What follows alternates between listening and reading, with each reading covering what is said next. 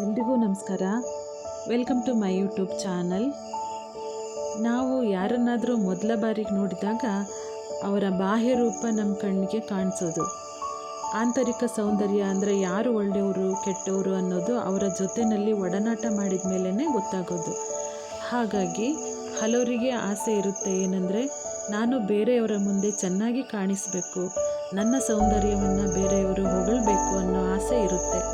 ಇನ್ನು ಕೆಲವರಿಗೆ self love ಅಂದರೆ ಅವರಿಗೆ ಅವರೇ ಚೆನ್ನಾಗಿ ಕಾಣಿಸಬೇಕು ಅನ್ನೋ ಆಸೆ. ನಾನಿಲ್ಲಿ ಸೌಂದರ್ಯದ ಬಗ್ಗೆ ಯಾಕಿಷ್ಟು ಹೇಳಿರೋದು ಅಂದರೆ, ನಾನಿವತ್ತು ಸೌಂದರ್ಯವರ್ಧಕ ಸೋಪ್ ಮಾಡ್ತಾಯಿದ್ದೀನಿ. ಈ ಸೋಪನ್ನು ಮನೆಯಲ್ಲೇ ಮಾಡ್ತಾಯಿದ್ದೀನಿ. ಇದಕ್ಕೆ ಯಾವುದೇ ರಾಸಾಯನಿಕಗಳನ್ನು ಹಾಕಿಲ್ಲ. ಈ ಸೋಪಿನ ತಯಾರಿಕೆಗೆ ಮೊದಲಿಗೆ ಒಂದು ಪುಡಿಯನ್ನು ತಯಾರು ಮಾಡ್ಕೊಂಡಿದ್ದೀನಿ. ಈ ಪುಡಿಯಿಂದ ಸೋಪು ತಯಾರು ಮಾಡ್ತಾಯಿದ್ದೀನಿ. ಮೊದಲಿಗೆ ಈ ಪುಡಿಯನ್ನು ಹೇಗೆ ತಯಾರು ಮಾಡ್ತಿದ್ದೀನಿ ಅಂತ ತೋರಿಸ್ತೀನಿ.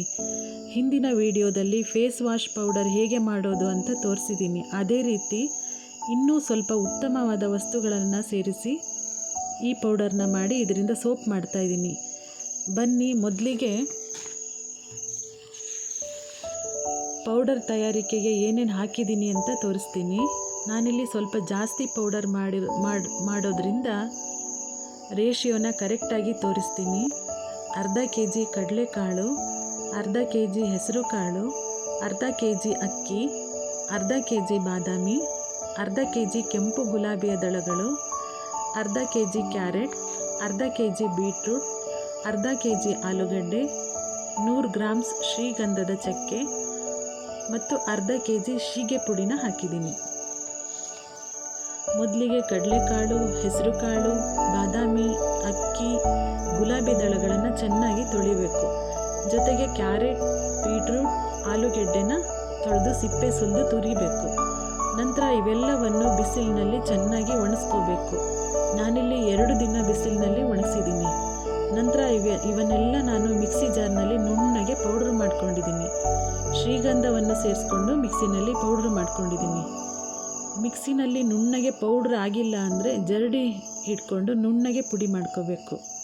ಇವಾಗ ಈ ಪೌಡರ್ಗೆ ಶೀಗೆ ಪುಡಿನ ಸೇರಿಸ್ಕೊಂಡಿದ್ದೀನಿ. ಈ ಪೌಡರ್ ರೆಡಿ ಆಯಿತು. ಈ ಪೌಡರ್ನ ಫೇಸ್ ವಾಶ್ ಪೌಡರ್ ಆಗಿನೂ ಉಪಯೋಗಿಸ್ಬೋದು. ಈ ಪೌಡರ್ಗೆ ಸ್ವಲ್ಪ ಮೊಸರು ಸೇರಿಸಿ ಹೇರ್ ಪ್ಯಾಕ್ ಆಗಿ ಕೂಡ ಉಪಯೋಗಿಸ್ಬೋದು. ಮತ್ತು ಈ ಪೌಡರನ್ನು ಹಾಕಿ ಸೋಪು ಮಾಡ್ತಾಯಿದ್ದೀನಿ. ಹೀಗೇ ಈ ಪೌಡರ್ನ 3 ರೀತಿಯಲ್ಲಿ ಸೌಂದರ್ಯವರ್ಧಕವಾಗಿ ಉಪಯೋಗಿಸ್ಬೋದು. ಇಲ್ಲಿ ನಾನೊಂದು ವಿಷಯ ಹೇಳ್ತೀನಿ. ಕ್ಯಾನ್ಸರ್ ಅನ್ನೋ ಮಾರಣಾಂತಿಕ ಕಾಯಿಲೆ ನಮ್ಮ ಲೈಫ್ ಸ್ಟೈಲ್ನಿಂದ ಬರ್ಬೋದು.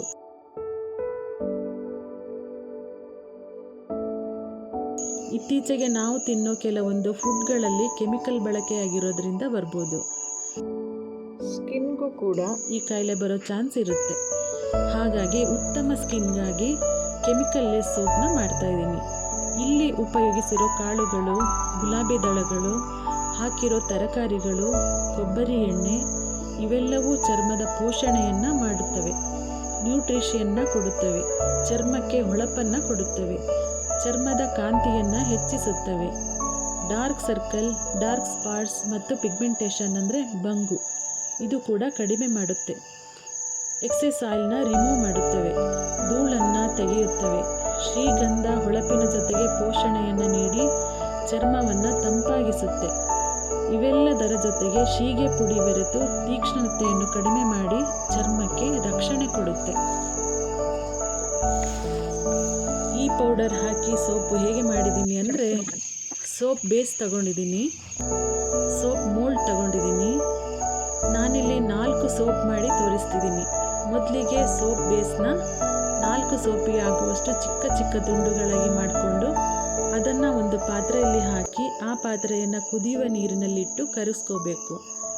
ಅದನ್ನು ಕರಗಿಸೋ ಸಮಯದಲ್ಲಿ 4 ಸೋಪಿಗೆ 4 ಚಮಚ ಪೌಡರ್ನ ತಗೊಂಡು ಸ್ವಲ್ಪ ನೀರು, ಕೊಬ್ಬರಿ ಎಣ್ಣೆಯನ್ನು ಸೇರಿಸಿ ಚೆನ್ನಾಗಿ ಬೀಟ್ ಮಾಡ್ಕೋಬೇಕು.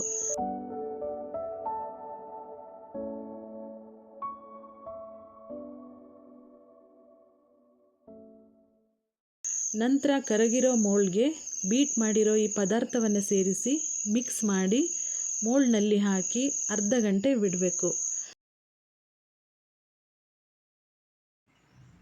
ದಿನ ಬಳಕೆಗೆ ಬೇಕಾದ ಇಂಥ ವಸ್ತುಗಳನ್ನು ನಾವು ಸಮಯ ಸಿಕ್ಕಾಗ ಮನೆಯಲ್ಲೇ ನಾವು ಈ ರೀತಿಯಾಗಿ ತಯಾರು ಮಾಡಿಕೊಂಡು ಉಪಯೋಗಿಸ್ಕೊಳ್ಳೋದ್ರಿಂದ ನಮ್ಮ ಮನಸ್ಸಿಗೆ ಕೂಡ ತುಂಬ ಖುಷಿ ಕೊಡುತ್ತೆ. ನಾನಂತೂ ತುಂಬ ಖುಷಿಪಟ್ಟು ಮಾಡ್ತಾಯಿದ್ದೀನಿ ಹಾಗೂ ಉಪಯೋಗಿಸ್ಕೊಳ್ತಾ ಇದ್ದೀನಿ.